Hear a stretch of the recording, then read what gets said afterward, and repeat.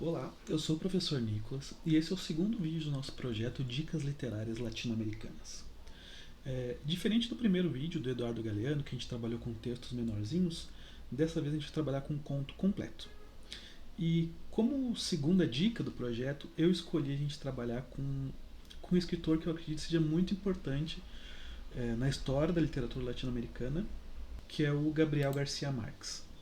É, Para mim é um escritor muito especial. Quando eu entrei na faculdade foi o primeiro escritor que eu comecei a ler. Meu pai me deu de presente um livro dele lá no primeiro semestre e ele me acompanha desde então.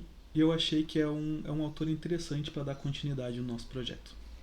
Assim como foi com o Galeano, eu trouxe uma pequena biografia, só com algumas informações de quem foi o Gabriel Garcia Marques. E eu vou deixar na descrição do vídeo uma biografia, um link com uma biografia mais completa dele, para quem tiver interesse de conhecer mais, se aprofundar mais. Aqui é só algumas informações que me parecem importantes. Que o Gabriel Garcia Marques é um escritor colombiano, nascido em 1927 em Aracataca. Aos 17 anos decidiu se tornar escritor depois de ler A Metamorfose do Kafka, que eu vou deixar um link também da Metamorfose, que é um livro interessante, não tem por que não deixar. É domínio público, eu vou deixar um link para download também aqui na descrição. E depois de ler A Metamorfose, ele se interessa em virar escritor. Em 1947 se muda para Bogotá para estudar Direito e Ciência Política, curso esse que ele não conclui, e ele falece recentemente no dia 17 de abril de 2014 na cidade do México. Eu trouxe aqui também uma foto para mostrar como ele era. Essa é uma foto icônica dele com o livro Sem Solidão, que provavelmente seja o livro mais importante da carreira dele, um dos mais importantes da história do continente. Ele está aí com o livro na cabeça dele, acho uma foto muito interessante. Como eu disse, a gente vai trabalhar com um conto completo dessa vez. O conto que eu escolhi foi Um Dia Desses, que foi publicado neste livro, Los Funerales de la Mamá Grande, ou Os Funerais da Mamãe Grande, traduzido. Foi publicado a primeira vez no ano de 1962, que é uma data muito importante, a gente vai conversar sobre isso adiante no vídeo. E eu tenho aqui essa mesma versão, a versão de bolsillo, Los Funerais de la Mamãe Grande.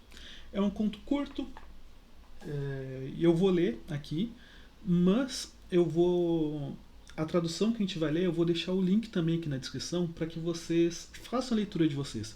Até se quiser pausar o vídeo, se não quiser ouvir eu lendo o texto, ou a gente lê junto aqui. Para vocês terem o conto, ler pelos olhos de vocês, além da minha interpretação, eu acho muito interessante cada um ter sua perspectiva, seu ponto de vista a partir do texto. Então eu vou deixar aqui na descrição também um link para essa tradução que a gente vai ler juntos.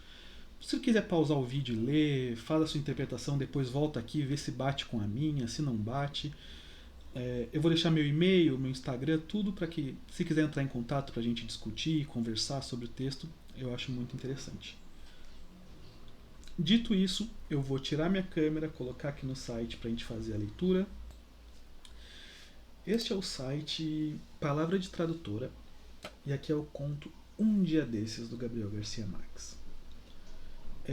Eu achei esse site muito interessante, é uma tradução bem bacana da Débora Andresa Zacarias. Um Dia Desses, de Gabriel Garcia Marques, tradução Débora Andresa Zacarias. A segunda-feira amanheceu morna e sem chuva.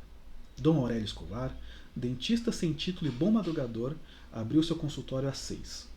Pegou da cristaleira uma dentadura postiça ainda colada ao molde de gesso e colocou sobre a mesa um punhado de instrumentos que ordenou do maior ao menor, como em uma exposição. Vestiu uma camiseta listrada, sem colarinho, fechada em cima com um botão dourado, e as calças presas a suspensórios. Era rígido, magro, com um olhar que raramente correspondia à situação, como o olhar dos surdos. Quando deixou as coisas dispostas sobre a mesa, levou a fresadora até a poltrona de molas e se sentou para polir a dentadura postiça. Parecia nem pensar no que fazia, mas trabalhava com obstinação, pedalando a fresadora mesmo quando não a estava usando. Depois das 8, fez uma pausa para olhar o céu pela janela e viu 2 urubus pensativos que se secavam ao sol sob o cavalete do telhado da casa vizinha. Continuou trabalhando. com a ideia de que antes do almoço voltaria a chover. A voz desafinada de seu filho de 11 anos tirou sua obstinação. Pai! O quê? O prefeito disse para o senhor tirar o molar. Diga que eu não estou aqui. Estava polindo um dente de ouro. Afastou-o à distância de um braço e examinou-o com os olhos meio fechados. Seu filho voltou a gritar da sala de espera. Disse que o senhor está assim porque está lhe ouvindo. O dentista continuou examinando o dente. Somente quando colocou o dente na mesa, depois de haver terminado o trabalho, disse: melhor.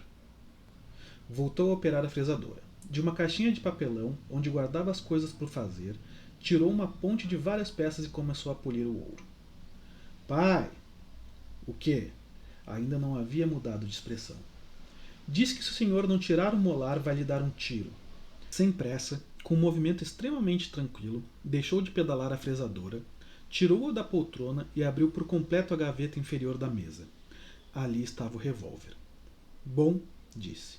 Diga a ele que venha me pegar. Girou a poltrona até ficar de frente para a porta, a mão apoiada na beira da gaveta. O prefeito apareceu na entrada. Havia feito a barba do lado esquerdo, mas o direito, inchado e dolorido, tinha uma barba de 5 dias. O dentista viu em seus olhos murchos muitas noites de desespero. Fechou a gaveta com a ponta dos dedos e disse suavemente: sente-se. Bom dia, disse o prefeito. Bom dia, disse o dentista. Enquanto os instrumentos ferviam, o prefeito colocou a cabeça no apoio da poltrona e se sentiu melhor.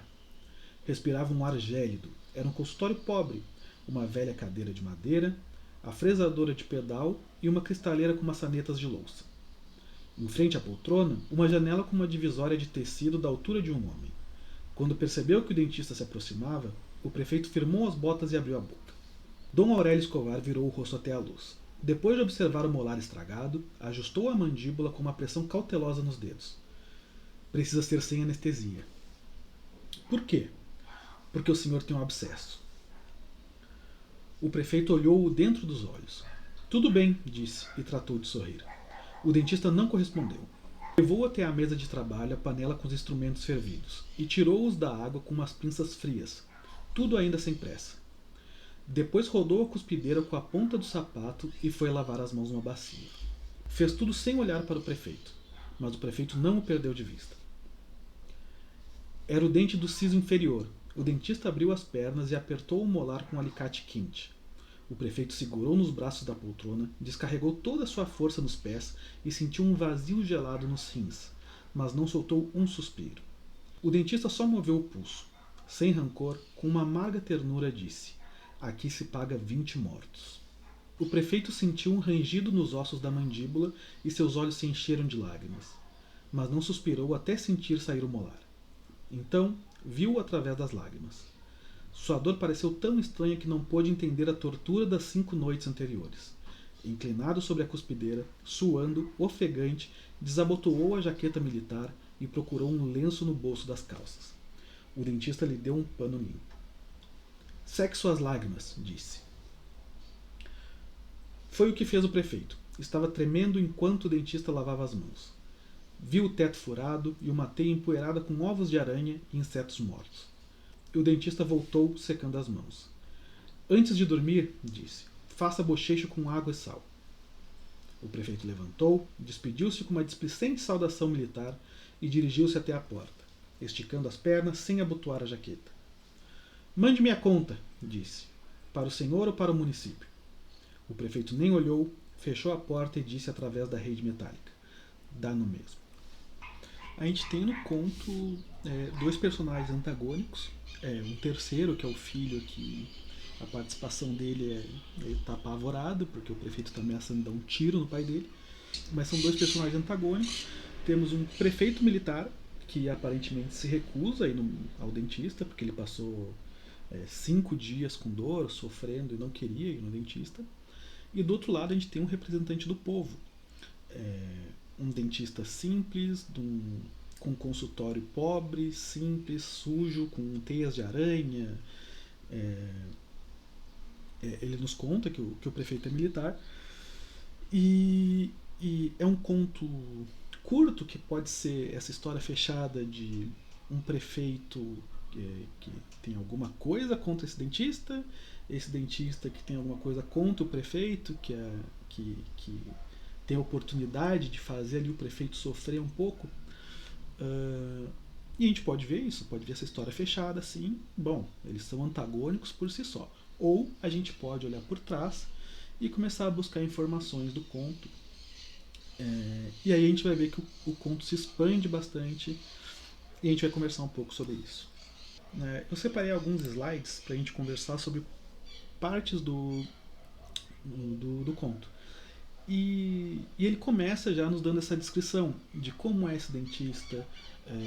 Não parece, a gente tem essa imagem hoje de dentistas muito ricos. No conto eu não vejo isso. Eu vejo um dentista humilde, um representante do povo. Podia ser qualquer outra profissão. E ele nos mostra como está vestido esse dentista. Está de uma maneira simples. O seu consultório não é cheio de luxos. Dentista trabalhador, trabalha com obstinação. E tem essa primeira descrição. E dessa maneira como ele caracteriza o dentista, ele caracteriza também o prefeito ao longo do conto. Pode ver que o prefeito vai mudando a sua personalidade ao longo do conto. Talvez desse orgulho de não querer ser atendido por uma pessoa que ele tem alguma rixa, alguma coisa assim. E também vai pelo autoritarismo. Como assim? Se o senhor não lhe atender, vai lhe dar um tiro? Aqui a gente tem esse orgulho de um prefeito militar, tem autoritarismo desse prefeito militar que diz que se o dentista não atender vai dar um tiro, e tem nessa outra parte que eu coloquei aqui, precisa ser sem anestesia. Por quê? Porque o senhor tem um abscesso, o prefeito olhou dentro dos olhos, tudo bem, e tratou de sorrir. O Gabriel Garcia Marques coloca nessa militar autoritarista numa posição quase de indefesa, literalmente nas mãos do dentista. E depois, no final do conto, tem mais uma característica dele que vai mudando mais uma vez essa personalidade do prefeito, onde ele diz: mande minha conta. E o dentista diz: para o senhor ou para o município? E o prefeito nem olhou, fechou a porta e disse: dá no mesmo. Onde ele demonstra uma soberba, demonstra ser corrupto, onde ele diz que é indiferente tu mandar a conta para mim ou para o município. É a mesma coisa. O dinheiro sai do mesmo caixa.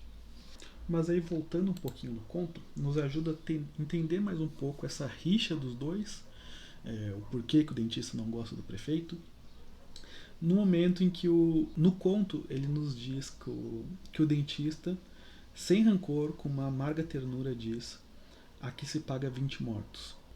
No momento que ele aperta o molar com um alicate quente, quais são esses 20 mortos que o dentista está cobrando de um prefeito militar? E essas são informações que a gente vai tendo que até então a gente não tem muito contexto. Mas aqui a gente começa a ter uma ideia. Não é só uma briga pessoal deles. Tem alguma questão por trás que a gente não sabe, que não está no conto, e que a gente buscando informações do contexto em que o conto foi publicado, o país em que o conto foi publicado e a data de publicação dele, a gente vai entendendo do que se trata. Aí eu trouxe aqui um pouco disso. Nessa análise do conto, o contexto. O conto foi publicado em 1962. Recentemente tinha terminado a ditadura militar colombiana. A partir dessas informações, a gente começa a entender que sim, que tem um contexto para a gente interpretar. É um conto de um autor colombiano, publicado na Colômbia em 62, 4 anos após o final da ditadura, e com essas informações a gente consegue ambientar um pouco mais. Mas por que eu trouxe como esse tópico do espaço incerto? Em momento algum do conto, o Gabriel Garcia Marques nos conta que o conto se passa na Colômbia. A gente pode interpretar isso pelo país dele, por onde foi publicado e pela data. Mas eu marco que o conto pode ser referente a toda a América Latina, porque naquele contexto vários países já tinham passado por ditaduras militares e alguns iam passar ali em seguida. Do Brasil começa logo em seguida. Então é um conto que até nos dias de hoje, se tu parar para ler, pode ser referente a qualquer país, qualquer povoado. Quantos prefeitos militares tem por aí? E aí eu gosto como o conto se expande com essas informações. passa de ser essa história fechada dali e começa a ter um contexto tão amplo que aí vai para muitas áreas. Ainda que o Gabriel Garcia Marques não nos dê essas informações no conto, a gente lê e fica com essa pulga atrás da orelha. Tipo, tem algo aqui por trás. E aí, se a gente buscar na internet, fazer uma pesquisa rápida, a gente vê que o conto vai se expandindo.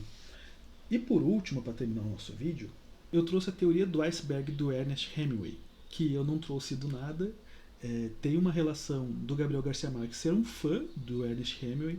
Existe até uma entrevista curtinha, assim, um vídeo curtinho no YouTube do Gabriel Garcia Marques contando um dia que viu o Hemingway na rua, e ele dá um tchauzinho, o Hemingway responde esse tchauzinho para ele. E o que é essa teoria do iceberg? Essa parte pequenininha do iceberg que diz aqui do lado é o que o autor nos conta. Essa parte que está no texto, que até nesse exemplo serve bastante por ser um texto curto, e o autor nos deu só essa informação. A parte de baixo, essa parte maior do iceberg, é o que a gente sai de informação do texto. E é um modelo de escrita que o Hemingway fazia muito, e o Gabriel Garcia Marques traz isso para a América Latina. Até um exemplo, só para mostrar, olha o tamanho desse livro, do conto que a gente leu agora. É curtinho, nesse aqui são 6 contos, se não me engano, e todas as histórias desse jeito. É um livro desse tamanho que se desenvolve em histórias incríveis, em conhecimentos culturais gigantescos. A mesma coisa com este outro, que é outro de contos, Gabriel Garcia Marques. Aqui tem 10 contos, todos incríveis e todos desse mesmo formato. Que a gente lê uma história, a história por si só é interessante, mas que tem um contexto, tem muita coisa por trás que a gente vai conseguindo buscar depois pesquisando. A gente sempre vai ficar com aquela coisinha assim de querer buscar mais a partir desses textos. E grande parte das coisas do Gabriel Garcia Marques tem isso, dele te dar uma informação, mas tem outra por trás. Tem livros grandiosos como o Oceano de Solidão, que é provavelmente o maior de todos, né, dele. E tem livros como A Incrível e Triste História da Cândida Erendira e Sua Avó Desalmada, que é o mesmo modelo. Aqui são 10 contos, se não me engano. E desse formato, de ser contos curtos, ele te dá aquela informação ali, mas por trás tu sabe que tem bastante coisa. E eu vou terminando esse vídeo por aqui. Eu sempre gosto de deixar dicas no final, e no caso vão ser essas duas mesmo. Este livro, A Incrível e Triste História de Cândida Erendira e Sua Avó Desalmada, é incrível, incrível. Todos os contos deles são realmente muito bons. É um livro fácil de encontrar em português, vale muito, muito a pena a leitura. E para quem, eu confesso que no começo eu tive bastante dificuldade, mas para quem já tem uma carga maior de leitura ou quer se aventurar, esse é o livro favorito da minha vida. É o 100 Anos de Solidão, essa é uma versão em português, que, bom, não tem como falar pouco dele. É um livro incrível, vale cada página, vale cada segundo. E ficam essas dicas.